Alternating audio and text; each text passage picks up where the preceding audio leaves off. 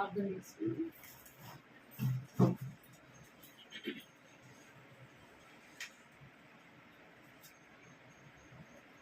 కృపా ప్రేమల తండ్రి, జీవనం దేవాన్ని పదవికమనాలు స్తోత్రాలు చెల్లిస్తున్నాం తండ్రి.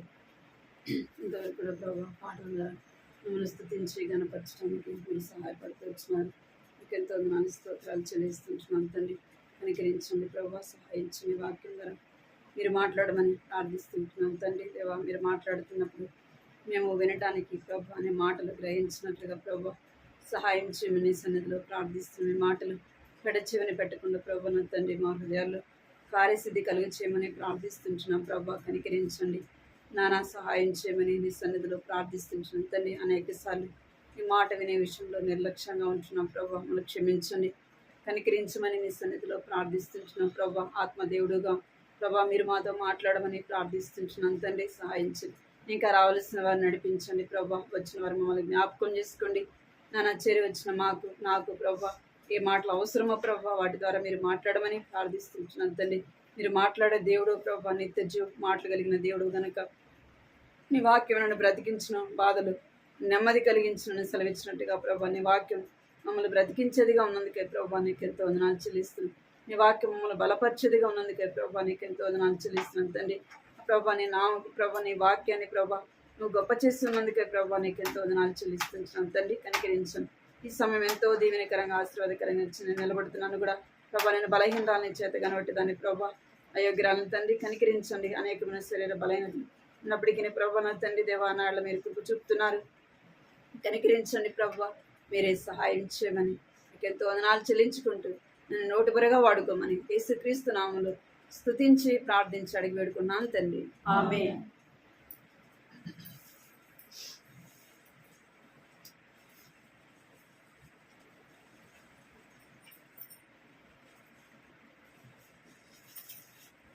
దేవుని వాక్యాన్ని చదువుదాం. రోమా రాసిన పత్రిక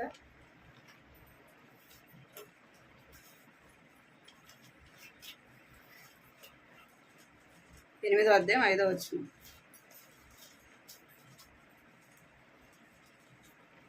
రోమా రాసిన పత్రిక 8వ అధ్యాయం 5వ వచనం కలిసి చదువు.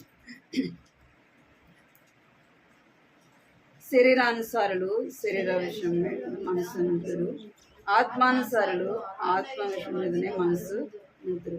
శరీరానుసారమైన మనసు మరణమును, ఆత్మానుసారమైన మనసు జీవమునై సమాధానమునై ఉన్నది. ఇంకొక భాగానికి వచ్చారు. గలతీ రాసిన పత్రిక 5వ అధ్యాయం 16వ వచనం.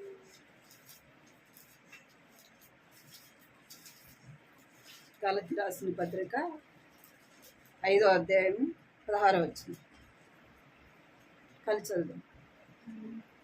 నేను చెప్పున్నదేమనగా ఆత్మానుసారముగా నడుచుకునుడి, అప్పుడు మీరు శరీరేచ్ఛలను నెరవేర్చరు.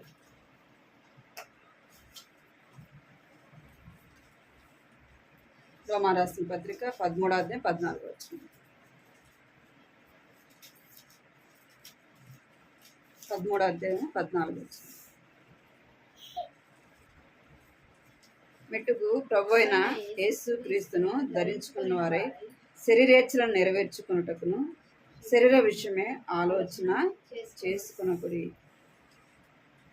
ఇక్కడ రోమా రాసిన పత్రిక 8వ అధ్యాయం 5వ వచనంలో, అదేవిధంగా గలతీ రాసిన పత్రిక 5వ అధ్యాయం 16వ వచనంలో కూడా ఒకటే మాట చెప్పబడుతుంది కదా. శరీరానుసారమైన మనస్సు, రెండోది ఆత్మానుసారమైన మనస్సు. రెండు మనస్సులు దేవుడు మనలో ఉంచాడు.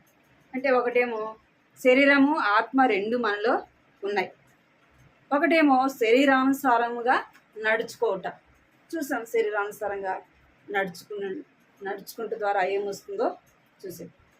రెండోది ఆత్మానుసారమైన మనస్సు ఏం చేస్తుందంట, జీవానికి నడిపిస్తుంది. ఎక్కడికి నడిపిస్తుందంట, జీవానికి నడిపిస్తుంది. అదేవిధంగా 6వ వచనం రాయబడింది, ఆత్మానుసారమైన మనస్సు జీవమునకును సమాధానమునై ఉన్నది. ఆత్మానుసారులో ఏముంటుందంట?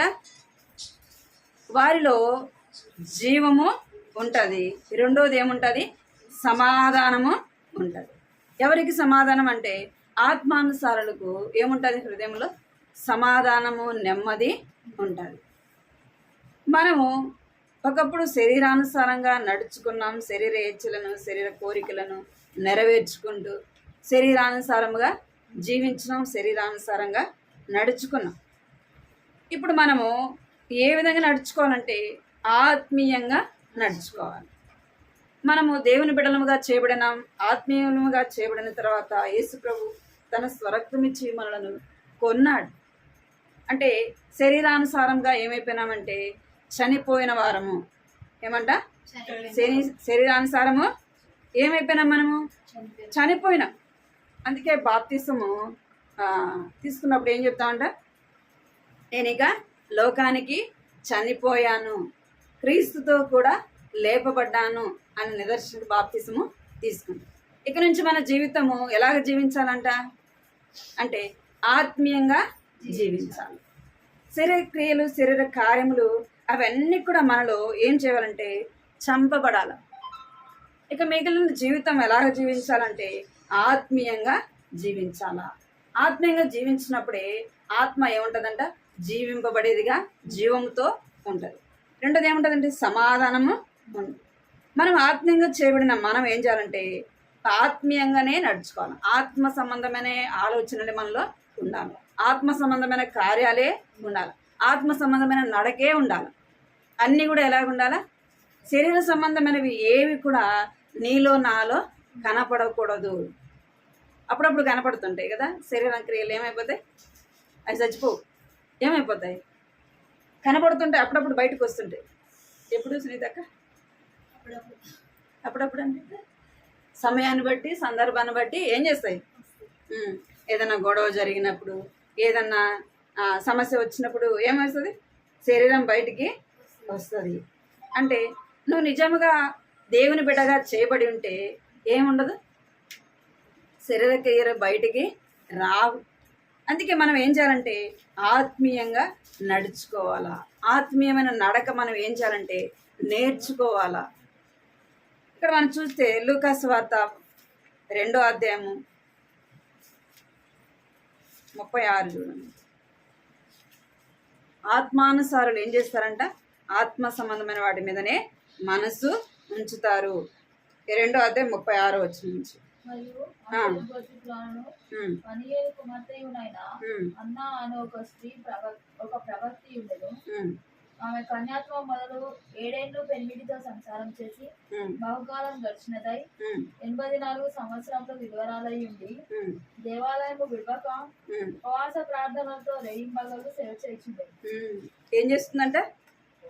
ఉపవాసం ఉండి రేయింబగలు ఏం చేస్తుందంటే ప్రార్థన చేస్తూ ఉంది. ఇక్కడ చూస్తే ఆమె భర్త చనిపోయినాక ఎక్కడుంటా ఉందంటే దేవుని మందిరంలో, దేవుని ఇంటిలో ఉంది. దేవుని ఇంటిలో తను ఏం చేస్తుందంటే దేవుని సేవ చేసేదిగా చూస్తున్నాం. ఇక్కడ ఆమె కన్యత్వం మొదలుకొని అంటే యవన కాలంలోనే ఆమె ఎప్పుడు రక్షింపబడిందో, కానీ ఆమె భర్త చనిపోయేలో మునిపే ఆమె ఏం చేస్తుంది? దేవుణ్ణి ఎరిగినదిగా చూస్తామండి. భర్త చనిపోయినాక ఆమె ఎక్కడికి వచ్చిందంటే లోకంలో శరీరానుసారంగా, ఇష్టానుసారంగా జీవించవచ్చు కదా. తనకు స్వేచ్ఛ అనేది ఉంది. ఒకవేళ భర్త ఉంటే అది చేయొద్దు, ఇది చేయొద్దు, అక్కడికి వెళ్ళొద్దు, ఇక్కడికి వెళ్ళొద్దు అని ఏం చేస్తుండేవాడు? తనకు ఆజ్ఞాపించిండేవాడు కదా. ఇప్పుడు భర్త లేడు, ఈమె తను ఏం చేసిండొచ్చు? స్వేచ్ఛగా జీవించవచ్చు. కానీ ఈమె తన జీవితం ఎలాగుందంటే ఆత్మానుసారమైన జీవితము. అందుకే ఆత్మానుసారమైన జీవితము తను ఏం చేస్తుందంటే ఇంకా నేను శరీరానుసారంగా జీవితం నాకు వద్దు అని ఎక్కడ చేస్తుందంటే ఆత్మానుసారమైన జీవితము తను ఎక్కడ గడుపుతూ ఉందంటే తన యవ్వన జీవితం అంతా కూడా ఎక్కడ గడుపుతుంది? దేవుని మందిరంలో గడుపుతూ ఉంది. తన యొక్క ఆలోచన, తన యొక్క మనసు అంతా కూడా ఎట్లా ఉంది అంటే ఆత్మానుసారమైన వాటి మీదనే తన దృష్టి ఉంది. ఆత్మానుసారమైన వాటి మీదనే తన మనసు ఉంది. తను ఎంతో సంతోషంగా లోకంలో జీవించవచ్చు, కానీ తను ఏం చేస్తుందంటే దేవుని మందిరంలో ఉంటూ వచ్చింది. ఎన్ని సంవత్సరాలు ఉంటూ వచ్చిందంట అంటే ఆమె ఏం చేస్తూ వచ్చిందంటే కన్యత్వం మొదలుకొని చదువురమాట ఆమె కన్యాత్వం మొదలు 7 పెనిమిటితో సంసారం చేసి బహుకాలం గడిచినదై 84 సంవత్సరములు విధవరాలై ఉండి. చాలు ఇక్కడ ఏం చేస్తుందంటే బహుకాలము గడిచినది ఏం చేస్తుందంట బహుకాలము గడిచినది ఏం చేస్తుందంటే రేయింబగలు దేవునింట్లో దేవుని పని చేస్తూ దేవుని పరిచయం చేస్తూ ఇంకేం చేస్తుందంట దేవాలయమును విడువక ఉపవాస ప్రార్థనలతో ఏం చేస్తుంది గడుపుతా ఉంది. ఏం చేస్తుందంట ఉపవాస ప్రార్థన రేయింబగలు తను ఏం చేస్తుందంటే ప్రార్థనా జీవితం తను కలిగి ఉంది. అంటే ఆత్మానుసారమైన వాటి మీద మనసు తను ఉంచుతూ వచ్చింది. అందుకే ఆమె 84 సంవత్సరాలైనా నేను ఈ వయసులో కదా. వృద్ధులైన వారు ఏం చేస్తారంటే అక్కడ ఇక్కడ కూర్చొని మాట్లాడుతూ ఉంటారు. ఏం చేస్తుంటారంటే అక్కడ ఇక్కడ కూర్చొని ఏం చేస్తుంటారు మాట్లాడుతారు. ఈ వయసులో నేను చేయాల్సింది ఇదే కదా కదా ఏమంటే ఈ వయసులో నేను చేయాల్సింది ఇదే కదా అని వారి యొక్క సమయాన్ని ఏం చేస్తుంటారు వ్యర్థంగా పోగొట్టుకుంటారు. ఇంకా యవనస్తులు ఏమంటారంటే ఈ వయసులో నేను సంతోషంగా ఉండకపోతే ఈ వయసులో అవన్నీ చేయకపోతే ఇంకెప్పుడు చేయాలా అంటారు కదా. ఇంకా పిల్లల్ని ఏం చేస్తామంటే స్వేచ్ఛగా వదిలేస్తాం. అది పిల్లలు కదా ఇప్పుడు ఆడుకోకపోతే ఎప్పుడు ఆడుకుంటారు అని ఏం చేస్తామంటే లోకానుసారముగా జీవిస్తాం. పిల్లలు అంటాం యవనస్తులు యవన కాలంలో జీవించకపోతే ఎప్పుడు జీవిస్తామంటే ముసలోళ్ళు ఏమంటారంటే అంత అయిపోయింది ఇంకా నాది ఏముంది నేను ఎట్టుంటే ఆడ కూర్చుంటే ఏముంది ఆడ మాట్లాడితే ఏముంది అని. ఇక్కడ అన్న అయితే తను ఏం చేస్తుంటే యవన కాలంలో తన భర్త చనిపోయినాడు ఏం చేస్తుంది తను స్వేచ్ఛగా సంతోషంగా లోకంలో ఇష్టానుసారంగా జీవించవచ్చు. కానీ ఆమె ఏం చేస్తుందంటే దేవుని మందిరంలో తన జీవితం అంతా కూడా గడుపుతా ఉంది. రేయింబగలు దేవుని ఇంట్లో ఉంటే ఊరికే ప్రార్థన చేసుకుంటుంటుందా? ఏం చేయాలా దేవుని పని కూడా చేసిండొచ్చు. అంటే దేవుని మందిరాన్ని ఆమె అలాగా ప్రేమించింది. ఆత్మానుసారాలు కనుక తన జీవితం కూడా ఎలాగుంది ఆత్మానుసారముగా ఉంది. తన నడక ఎలాగుంది ఆత్మానుసారమైనదిగా ఉంది. తన క్రియలు ఎలాగున్నాయంటే ఆత్మానుసారమైనవిగా ఉన్నాయి. తన నడక అంటే తన దేవుని మందిరంలో తను జీవిస్తాం. తన పని ఎలాగుందంటే దేవుని పని చేసేదిగా చూస్తాం. ఇంకా ఆమె ఏం చేస్తుందంటే ప్రార్థన రేయింబగలు రాత్రి అనక పగలనక ఏం చేస్తుందంట ప్రార్థన చేస్తుంది. మనం 1 గంట సేపు చేస్తే మనకెంతో ఇంకా మనం చాలా కష్టపడిపోతుంటాం కదా. బాక్సింగ్ అంకుల్ కూడా అంట రాత్రి అంతా కూడా అట్లే ఉండి ప్రార్థన చేసేవాడు. అంటే ఆత్మానుసారుడు ఏం చేస్తాడు ఆత్మానుసారమైన వాటి మీదనే మనసు. ఒకసారి ట్రైన్ ఎక్కినాడంట. ట్రైన్ ఎక్కినాడంట మోకరించి ప్రార్థన చేస్తున్నాడంట. దినకర తెలుసు కదా మీకు తెలిసి ఉంటుంది. ఆయన పైన ఉన్నాడంటే బాక్సింగ్ అంకుల్ కింద ఉన్నాడు. వచ్చినప్పటి నుంచి ఆయన ప్రార్థన చేస్తానే చేస్తాను. ఆయన ఎప్పుడు మెరుగు వచ్చి చూసినా ఆయన ఏం చేస్తున్నాడంట ప్రార్థన చేస్తాను. ఇంకా ట్రైన్ దిగే ముందు కళ్ళు తెరిచి చూస్తున్నాడు. అప్పుడు ఆయన దిగి వచ్చి అప్పుడు ఆయన అన్నాడంట అయ్యా నా కోసం ప్రార్థన చేయను ఏమని చేయాలా అని అడిగినాడు. అంటే నీలాగా నేను కూడా ప్రార్థనా పరుణ్ణి కావాలా నీలాగా ప్రార్థనా పరుణ్ణి కావాలని నా కోసం ప్రార్థన చేయాలని. అంటే ఆత్మానుసారులు ఏం చేస్తారంటే ఆత్మ సంబంధమైన వాటి మీదనే మనసు ఉంచుతారు. శరీరానుసారమైన వాటి మీద దృష్టి ఉంచరు. మనలో లోతైన కార్యం జరిగితే మనం ఏం చేస్తామంట ఆత్మ సంబంధమైన వాటి మీదనే మనం మనసు ఉంచుతాం. లోక సంబంధమైనవి మన కళ్ళ ఎదురున్న మన దగ్గర ఉన్న వాటిని మనం ఏం చేస్తామంట తృణీకరించే వారముగా ఉంటాం. ప్రతి విషయంలో మనం ఏం చేస్తామంటే దేవుని మీద ఆధారపడే జీవితం మనము కలిగి ఉంటాము. శరీరానుసారాలు ఏం చేస్తారంటే శరీరాన్ని ఆధారము చేసుకుంటారు. ఇక్కడ మనం ఎస్తేర్ని కూడా జ్ఞాపకం చేసుకుంటే యూదులందరికీ ఏమొచ్చిందంటే మరణ దండన విధించబడింది కదా. హామాన్ ఏం చేస్తున్నాడు యూదులందరినీ చంపాలనుకొని తను ఆలోచన చేస్తూ వచ్చింది. ఎస్తేర్ రాని కదా ఏం చేయాలి రాజు ఆమె ఒక మాట అడిగితే చాలు కదా రాజుని. అవి ఏం చేస్తూ వచ్చింది చూడండి. ఎస్తేర్ గ్రంథం 4వ అధ్యాయం 16వ వచనం. ఎస్తేరు గ్రంథము 4వ అధ్యాయం 16వ వచనం.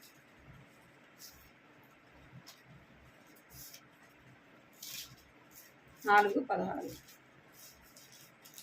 నీవు పోయి సూసేనందు కనబడిన యూదులందరినీ సమాజ మందిరముగా సమకూర్చి నా నిమిత్తము ఉపవాసం ఉండి 3 దినములు అన్నపానములు పుచ్చుకొనకుడి. నేను నా పనికత్తెలకు కూడా ఉపవాసం ఉందుము. ప్రవేశించుటకు న్యాయయుక్తముగా ఉన్నను నేను రాజునద్దకు ప్రవేశించదను. ఇక్కడ రాని కదా రాజు తన మాట వినడా? వింటాడు కదా. మనమైతే ఏం చేస్తాం? ఎవరన్నా వచ్చి ఏదన్నా అడిగితే, ఒకవేళ మన పుట్టింటి వాళ్ళు అనుకోండి, ఎవరైనా వచ్చి మనం అడిగితే ఏం చేస్తాం? నాదే కదా అని ఏం చేస్తాం అంటే శరీరాన్ని చూపిస్తాం. ఇక్కడ ఆమె పోయి రాజును అడగచ్చు, నా ప్రజలందరినీ చంపుతావా, అందరూ నా ప్రజలు, నా వాళ్ళు అని రికమెండేషన్ చేయొచ్చు కదా. అయితే ఆమె ఏం చేయలేదంటే శరీరానుసారంగా తను అలా అక్కడ ప్రవర్తించాలి. ఏం చేస్తుందంటే రాణి అయినప్పటికీ ఏం చేస్తుందంట? ఉపవాసం ఉండి 3 దినాలు ప్రార్థన చేస్తుంది.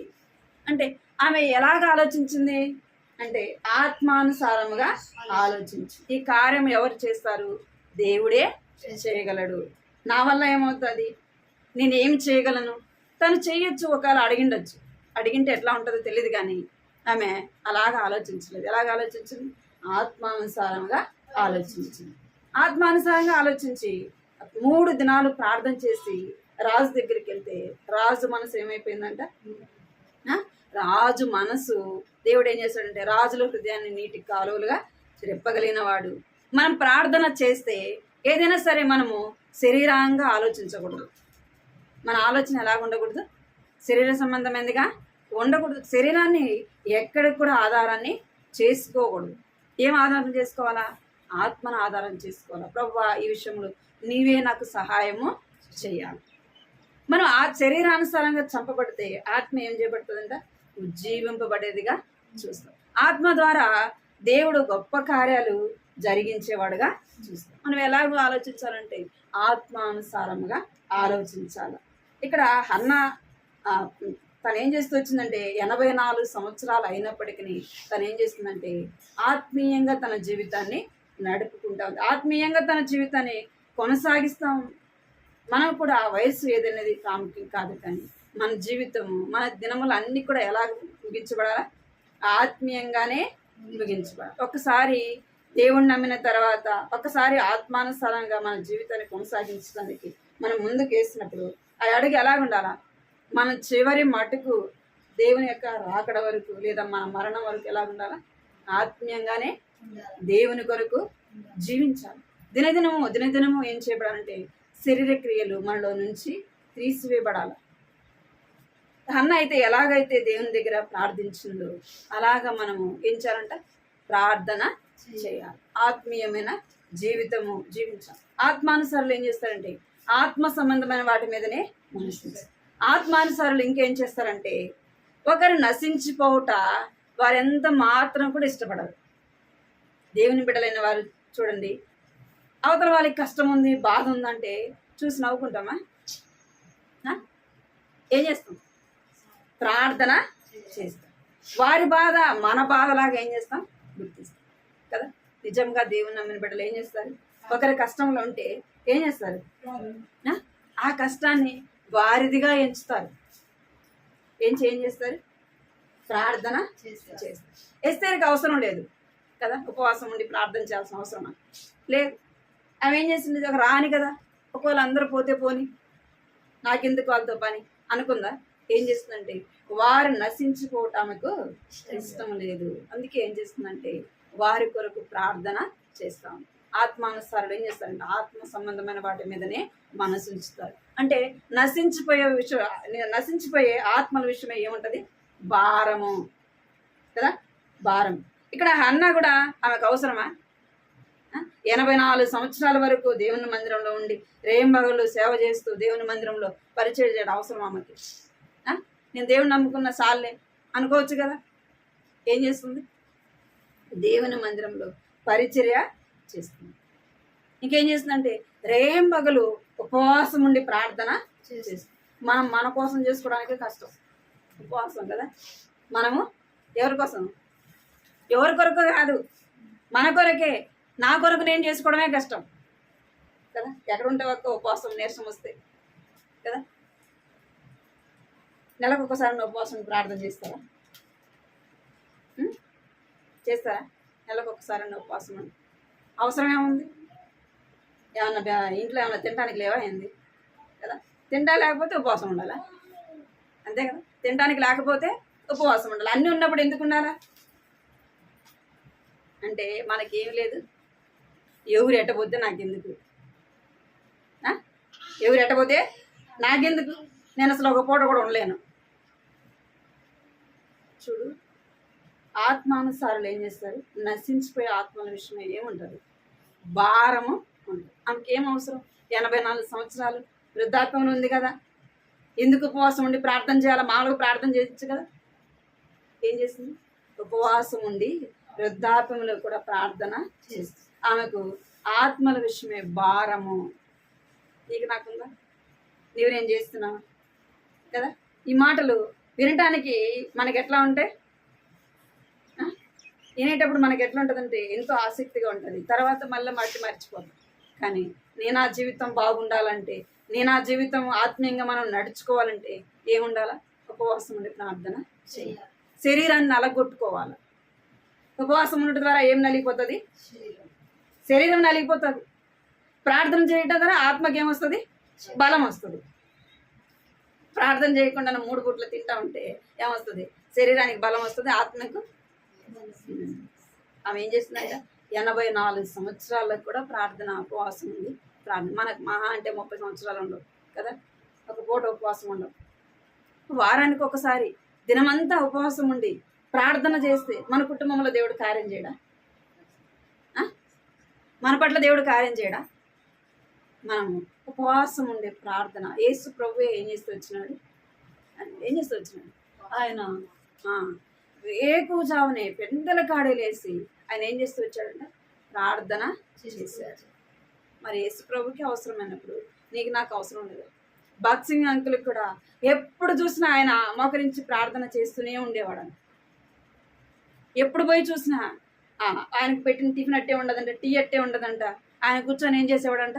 ప్రార్థన చేస్తూ ఉన్నాడు. ఇప్పుడు బాక్సింగ్ గారి సవాసం ఎంతగా విస్తరింపబడింది అంటే, అనేక సంఘాలు స్థాపించబడి అనేకులు రక్షింపబడ్డారంటే ఏది కారణం? ప్రార్థన.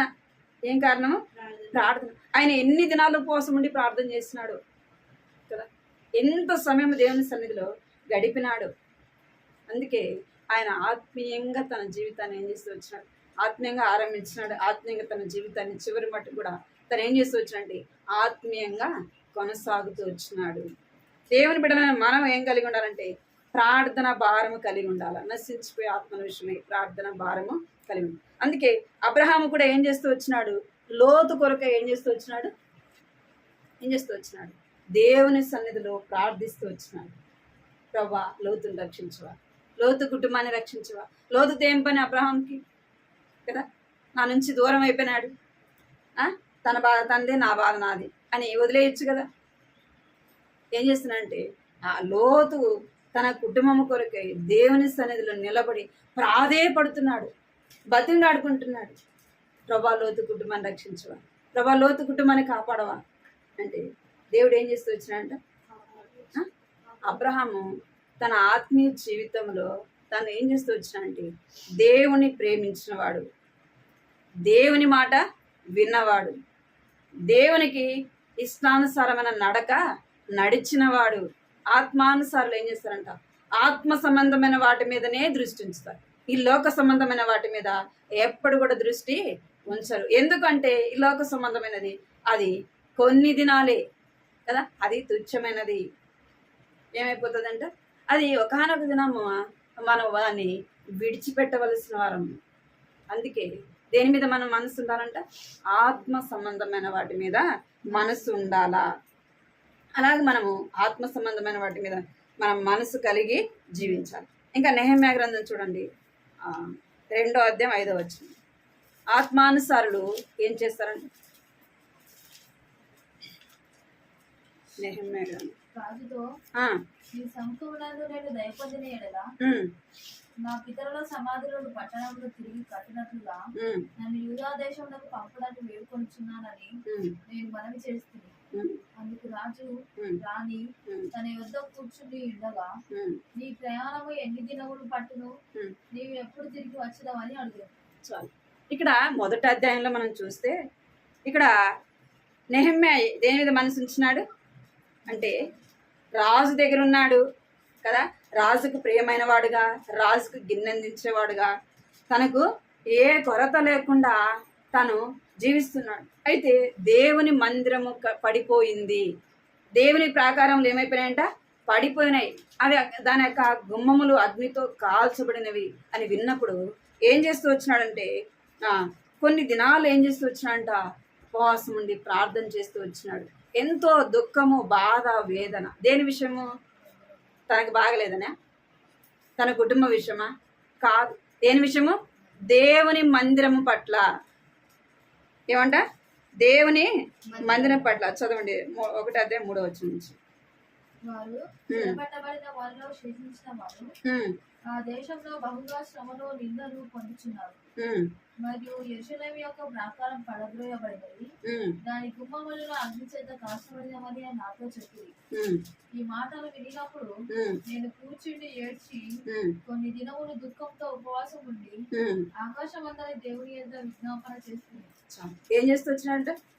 అరే పడిపోతే పడిపోయినాయిలే కదా, ఇంకేం చేసి ఉండొచ్చు. సరే, అక్కడ ఎవరైనా పని చేస్తారులే, డబ్బులు పంపిద్దాం కదా, డబ్బులు పంపించే వాళ్ళు ఏం చేస్తారు? దేవుని పని చేస్తారులే అనుకున్నాడా? ఏం చేస్తున్నాడంట? ఆ యొక్క మాటలు వినంగానే తను ఏం చేస్తున్నాడంటే కూర్చొని ఏం చేస్తున్నాడంటే ఎంతో దుఃఖపడుతున్నాడంట. ఎంతో బాధ, వేదన. అయ్యో, నా దేవుని మందిరం ఏమైపోయింది, పడిపోయింది. దేవుని ప్రజలందరూ కూడా ఎట్లా అంట, శ్రమలు పొందుతున్నారు అని వారి విషయమే ఎంతో దుఃఖము, బాధ. దేవుని మందిరం పడిపోయింది, గుమ్మాలు అగ్ని చేత కాల్చబడినవి.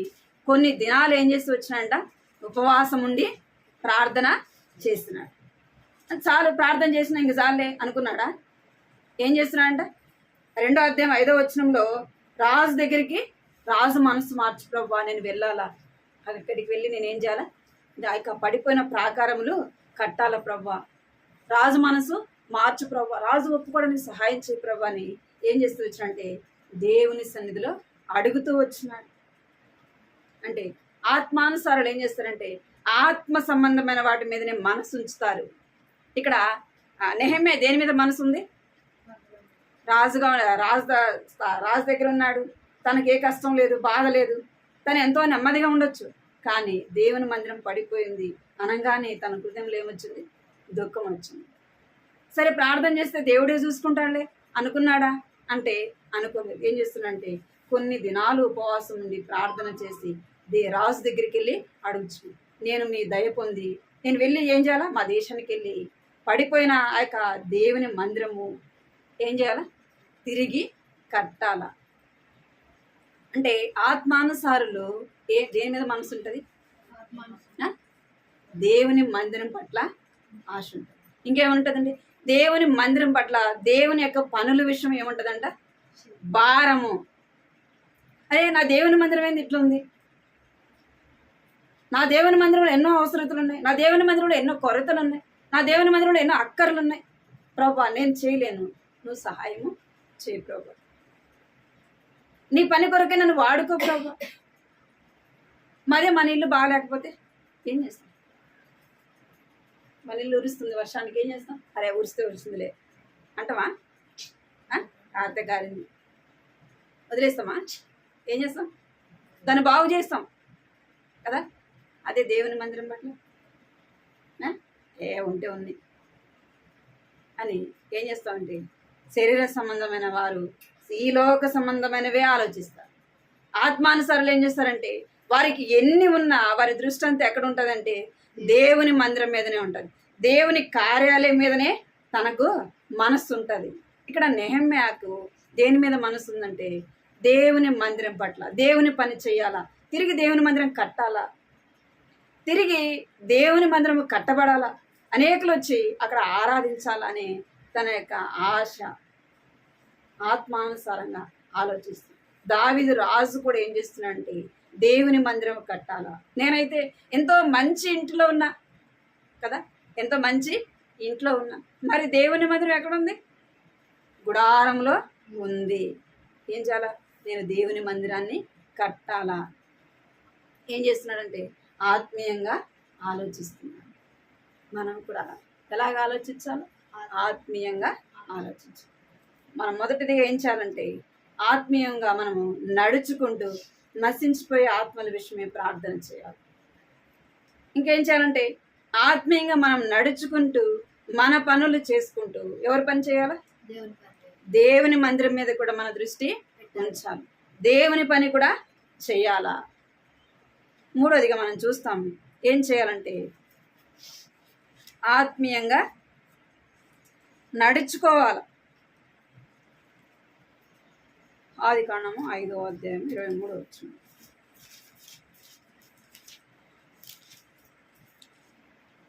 చదవండి. ఆదికాండం 5వ అధ్యాయం 23 వచనం.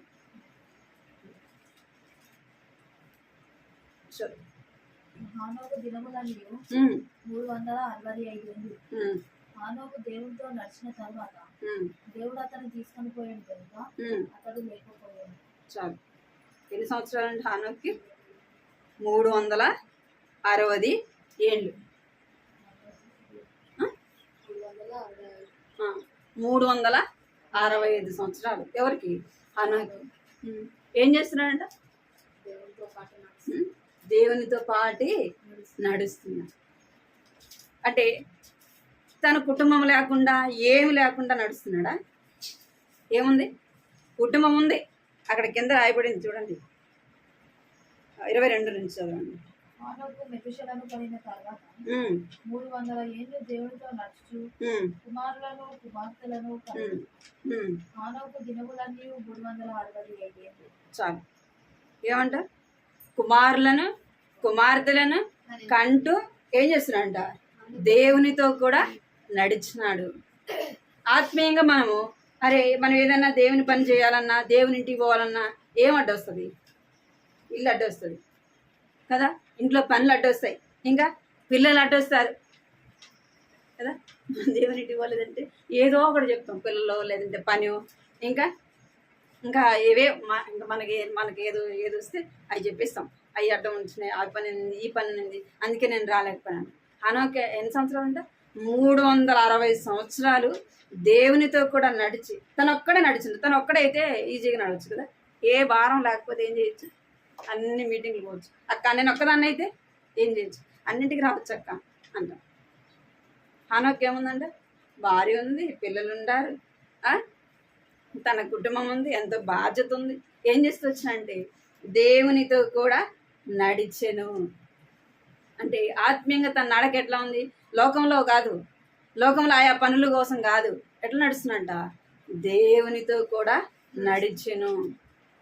దేవునితో కూడా నడుచుకుంటూ ఎక్కడికి వెళ్ళిపోయినాడంట అంటే తన మరణము చూడకుండానే ఎక్కడికి వెళ్ళిపోయినాడు?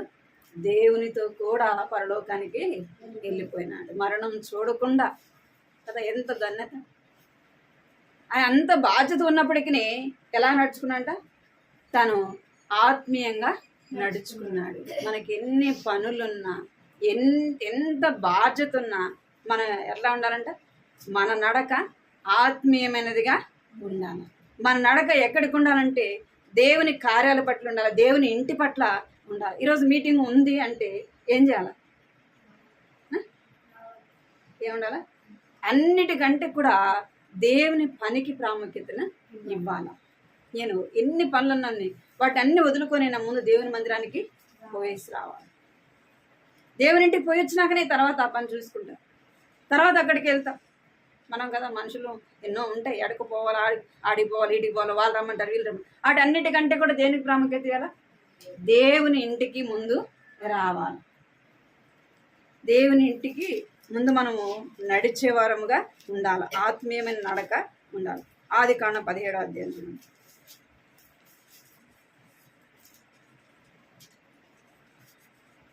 17వ అధ్యాయం చదవండి. 1-2 అబ్రహాము 99 ఏండ్ల వాడైనప్పుడు ఉమ్, యెహోవా అతనికి ప్రత్యక్షమై, ఉమ్, నేను సర్వశక్తి గల దేవుడను, ఉమ్, నా సన్నిధిలో నడుచు ఉమ్. నిందారహితవడై ఉండు. చాలు.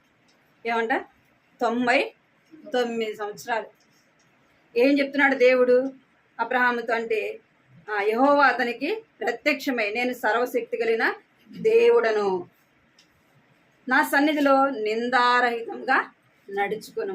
ఎట్లా నడుచుకోవాలంట? ఎవరికి చెప్తున్నాడు ఈ మాటలు? పిల్లోడికి చెప్తున్నాడా? యవనస్తుడికి చెప్తున్నాడా? అంటే వృద్ధుడికి చెప్తున్నాడు. అబ్రహాము వృద్ధాప్యంలో ఉన్నాడు.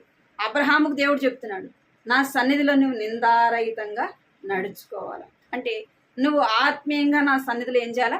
నడుచుకోవాలా, నింద లేనివాడుగా నడుచుకోవాలా అని దేవుడు చెప్తున్నాడు. అబ్రహాము అలాగే నడుచుకున్నాడు. ఎప్పటి వరకు అంటే తను చివరి మటుకు కూడా అబ్రహాము ఎలా జీవించినాడంటే దేవునికి ఇష్టంగా జీవించినాడు, ఇష్టంగా నడుచుకున్నాడు. మనం కూడా ఒకప్పుడు శరీరానుసారంగా శరీరేచ్ఛలు నెరవేర్చుకుని శరీరానుసారంగా జీవించినాం. ఇప్పుడు మనం ఏం చేయబడినామంటే మనము ఆత్మీయంగా చేయబడినప్పుడు, ఆత్మీయమైన దేవుని బిడలముగా చేయబడినప్పుడు మనం ఇప్పుడు ఎలాగ జీవించాలంటే ఆత్మ సంబంధమైన జీవితము జీవించాలి. శరీరానుసారంగా జీవించకూడదు, ఆత్మానుసారముగా జీవించాలి. ఆత్మానుసారముగా జీవిస్తున్న మనలో ఏం కనబడాలంటే ఆత్మ కార్యములు మనలో కనబడాలి. ఎలా కనబడతాయి అంటే మన ప్రార్థన చేయటం ద్వారా మనకు ఆత్మల విషయం ఎంత భారం ఉంది అనేది తెలుపబడుతుంది. మనం చేసే పనులను బట్టే మనం శరీరానుసారంగా నడుచుకుంటున్నాం, ఆత్మానుసారంగా నడుచుకుంటున్నాం అనేది తెలుపబడుతుంది. మనం నడిచే నడక వేటి కొరకు మనం పరిగెత్తుతున్నాం, మన యొక్క పరుగే మనకు చెప్తుంది. మనం లోకం కొరకు పరిగెత్తున్నామా, దేవుని కొరకు పరిగెత్తుతున్నామా అనేది మనం ఏం చేయాలంట? పరీక్షించు. ఆత్మీయంగా మనము నడుచుకోవాలనేదే దేవునికి ఇష్టం కదా.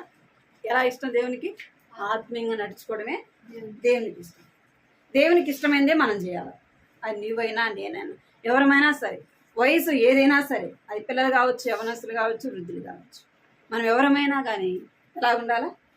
ఆత్మీయంగా దేవుని బిడలంగా చేయబడినాక మన జీవితం ఆత్మీయంగానే దేవుని కొరకు జీవించాలి. అలాగే దేవుడు మనం జీవించినట్టుగా దేవుడు